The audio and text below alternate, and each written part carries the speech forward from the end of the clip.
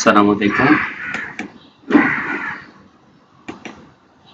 আব্দুর রহমান। আজকে 5 নম্বর ক্লাসে আমরা কিছু টুলস এর কাজ দেখব। সেই কাজগুলা হচ্ছে এইগুলা, সেটা হচ্ছে eyedropper tool, colour sample tool, note tool, brush tool, pencil tool, টু কারেকশন করে নিন, পেন্সিল টুল, আর হচ্ছে নোট টুলের সাথে একটা দিয়ে দিলাম, এটা হচ্ছে কাউন্ট টুল। আমরা এই টুলগুলার কালার রিপ্লেসমেন্ট টুল, এই টুলগুলার কাজ আজকে দেখব। এর জন্য আমরা একটা ফটোশপ ওপেন করে এখান থেকে নতুন একটা পেজ নিয়েছি। এই পেজের মধ্যে এই পেজটা নেওয়ার আমি আবার নতুন করে দেখাচ্ছি। ফাইলে যাব, নিতে যাব, নেওয়ার পরে এরপর সিলেক্ট করে মাপ এখানে আমি যে কোনোটা রাখতে পারি, ইঞ্চি রাখলাম, রেখে ওকে করে দিলাম।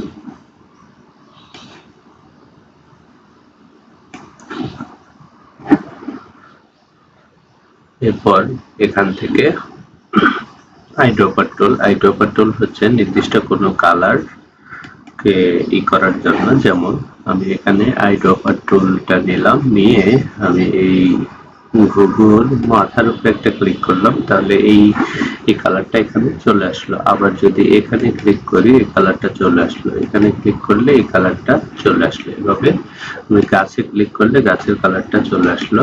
যে কোনো কালার এভাবে করে নেওয়া যাবে। এই কালারটা এখানে নিলাম, এরোর মাধ্যমে আমি উপরের কালারটা নিচের কালারটা উপরে নিতে পারবো। এভাবে যদি করার দরকার, চেঞ্জ করার দরকার হয়। এবার আমি নতুন পেজে যাই। নতুন পেজে যাওয়ার পর এখান থেকে কন্ট্রোল ব্যাক স্পেস দিলাম, তাহলে আমার এই কালারটা এখানে অ্যাপ্লাই হয়ে গেল। এভাবে আমরা eyedropper টুলের ইউজ করতে পারি। এরপরে এখান থেকে আমরা দেখব হচ্ছে কালার স্যাম্পল টুল। এই কালার স্যাম্পল টুলে আমি একটা ক্লিক করেছি। ক্লিক করার পর এখানে কোন কালারের পার্সেন্টেজটা কতটুকু সেটা আমাকে দেখাচ্ছে। এখান থেকে যেমন RGB কতটুকু, রেড কতটুকু, গ্রিন কতটুকু, ব্লুর পরিমাণ কতটুকু, এখানে কালারের পরিমাণটা দেখাচ্ছে। যেমন আমি এখানে ক্লিক করলাম, আরো একটা চলে আসলো। এভাবে যতবার ক্লিক করবো একটা করে স্যাম্পল চলে আসবো। রেডের পরিমাণ এত, গ্রিনের পরিমাণ এত, ব্লুর পরিমাণ এত। এখানে ক্লিক করলে এটাও রেডের পরিমাণ এত, গ্রিনের পরিমাণ এত, ব্লুর পরিমাণ এত। উপরে এখান থেকে রোলার টুলের মাধ্যমে আমরা এখান থেকে সাপোজ এইটাকে যদি নিচের দিকে নেই,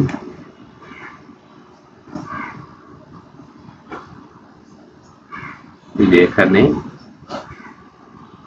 ওয়াইড এবং হাইট কতটুকু আছে সেটা কিন্তু এখানে দেখাচ্ছে রোলারের মাধ্যমে।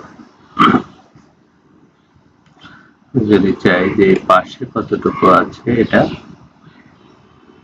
যে আমরা দেখতে পাচ্ছি উপরের মাপটা, আমি যখন এখানে ঘোরাচ্ছি তখন এটা এই মাপটা এখানে শো করছে, ওয়াইড এবং হাইট।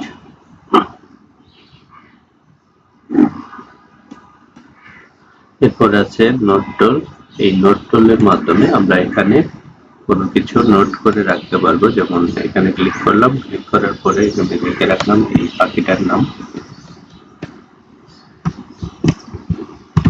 ডাব, তারপরে এটা কেটে দিলাম, তাহলে এখানে নোটটা থেকে গেল। যে কোনো সময় আমার যদি দরকার হয় একাধিক নোটও চাইলে নিতে পারবেন। আমি যদি আবার একটা ক্লিক করি, এখানে নিচে আরো কিছু লিখলাম,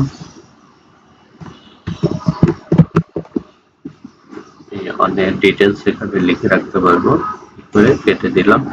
এরপরে এখান থেকে আমি যদি চাই এখানে অনেকটি নোট ডিলিট করে ফেলবো, রাইট বাটনে ক্লিক করে ডিলিট নোট অথবা অল নোট সব নোট ডিলিট করে ফেলতে পারবো। এরপরে ইয়েস করে দিলাম। এরপরে এখানে আছে কাউন্ট টুল, আমরা কাউন্ট করতে পারবো, যেমন এখানে একটা ক্লিক করলাম 1, এটা দিলাম 2, এরপরে এটা দিলাম 3। আমরা কাউন্টিং করতে পারবো যে কোনো কিছুকে। এরপরে আছে ব্রাশ টুল, এই ব্রাশ টুলের মাধ্যমে আমরা কোনো কালারকে ব্রাশ করতে পারবো, যেমন এখানে অন্য একটা কালার নিই,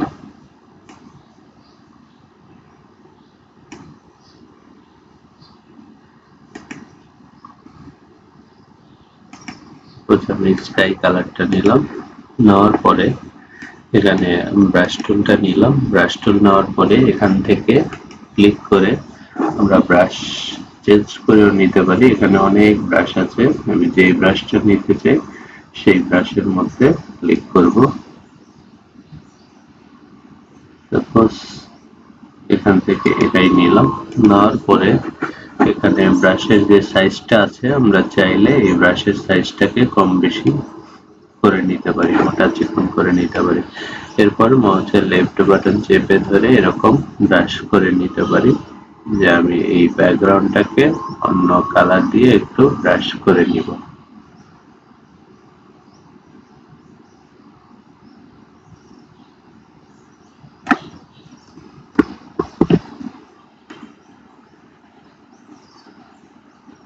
তাহলে আমি পুরোটাকেও ব্রাশ করে দিতে পারি। ব্রাশ করে দিলে এতে করে কি হবে, আমার যেই কালারটা আসলে ছিল সেই কালারটা পুরোটা ব্রাশ হয়ে গেল। এভাবে অন্য একটা কালার দিয়ে আমরা ব্রাশ করে দিতে পারি। এটা হচ্ছে ব্রাশ টুলের কাজ। এরপরে পেন্সিল টুলের কাজটাও এরকম, এখানে একটা কালার নিব, যেমন আমি রেড কালারটা নিলাম, নেওয়ার পরে এখান থেকে আমরা যে কোনো কিছু ডিজাইন করতে পারবো এই পেন্সিলের অনুযায়ী। এখানে এই ব্রাশের যে ইটা আছে, এই জায়গায় অ্যারো আছে, এই অ্যারোর এখান থেকে সাইজটা করে নিতে পারবো। এই জায়গায় ব্রাশের যে বিভিন্ন ধরনের ব্রাশ আছে, পেন্সিল চিকন করে কোনো ডিজাইন করার জন্য এইভাবে নিতে পারি পেন্সিলের মাধ্যমে। এটার মাধ্যমে কোনো কিছু ড্র করা যাবে বা যে কোনো কিছু করা যাবে। আমরা অল্টার ব্যাক স্পেস দিয়ে পিছনে চলে যাচ্ছি, যে কাজগুলো করেছিলাম ওগুলো চলে গেল। কালার রিপ্লেসমেন্ট টুল অনেকটা ব্রাশের এর মতোই, আমরা এখান থেকে আরেকটা কালার নিয়ে রাখলাম, আর ব্রাশের সাইজটা আমরা থার্ড ব্র্যাকেট দিয়ে এটাকে বড় করতে পারবো। বড় করে পুরোটার মধ্যে মুছে দিচ্ছি, এতে করে কালারটা রিপ্লেস হয়ে যাচ্ছে, মনে হচ্ছে অন্য একটা কালার দিয়ে এটাকে রিপ্লেস, মনে হচ্ছে অরিজিনাল কালারটা আর নেই, মনে হচ্ছে এই পাখিটার অন্য একটা কালার দেওয়া আছে। এটা হচ্ছে কালার রিপ্লেসমেন্ট, কালারকে রিপ্লেস করা যাবে, অরিজিনাল যে কালার আছে সেই কালারটা থাকবে না। এভাবে যে কোনো ইমেজের উপরে আপনারা কালার রিপ্লেসমেন্ট এটা ইউজ করতে পারবেন। যেমন আমি যদি নেচারের উপরে করে দিই তাহলে এটার কালারটাও ওইভাবে রিপ্লেস হয়ে যাবে।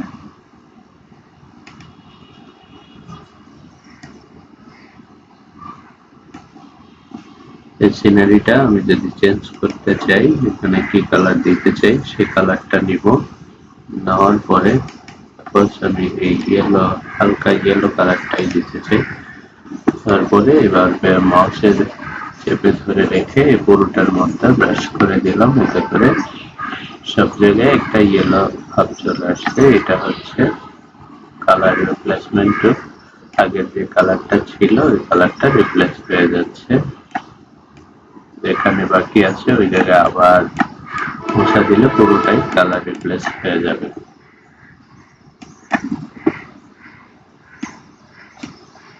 ব্রাশ টুলের আরো কিছু আছে, যেমন এখান থেকে আমি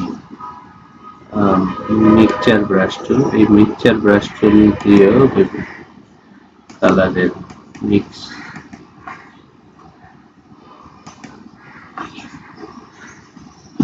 মিক্সচার ব্রাশ টুল নেওয়া আছে। আমি যদি এখানে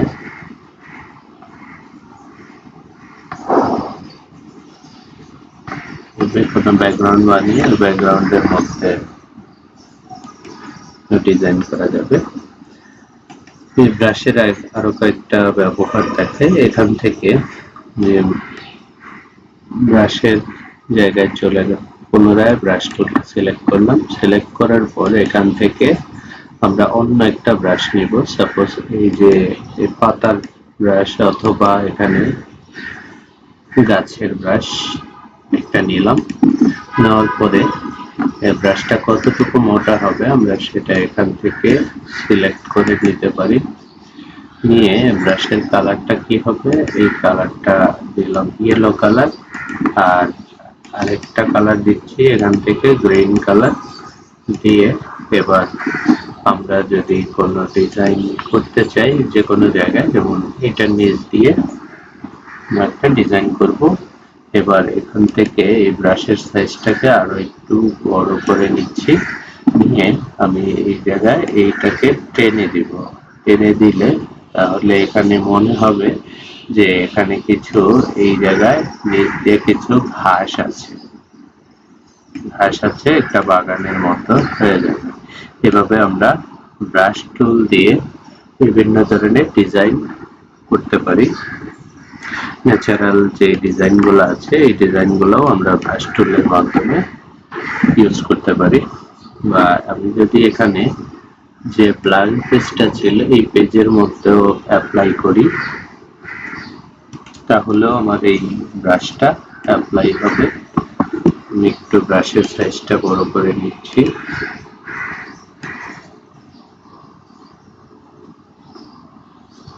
আমি যে কালারটা নিয়েছিলাম ওই কালারটাই কিন্তু সব জায়গায় অ্যাপ্লাই হয়েছে। আবার যদি এখান থেকে কালার চেঞ্জ করে নেওয়া হয় বা এখান থেকে অন্য কোনো ব্রাশ সিলেক্ট করা হয়, তাহলে সেই ব্রাশটাও আমরা এখান থেকে নিয়ে ওটাকে অ্যাপ্লাই করতে পারবো। এটা নিলাম, নেওয়ার পরে আমি এই ডিজাইনটার এসে গেলাম। এখানে গিয়ে ব্রাশের সাইজটা কতটুকু আছে সেটা একটু বড় করে নিলাম। এবার আমি এখানে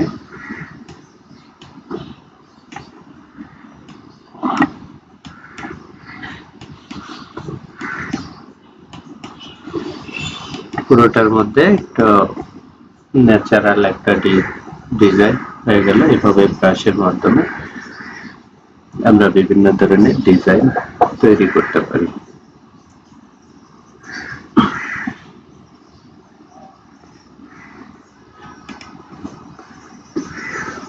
আজকের ক্লাসে আমরা কি কি শিখলাম সেটা আমরা আরেকবার একটু রিভিউ করে নিই।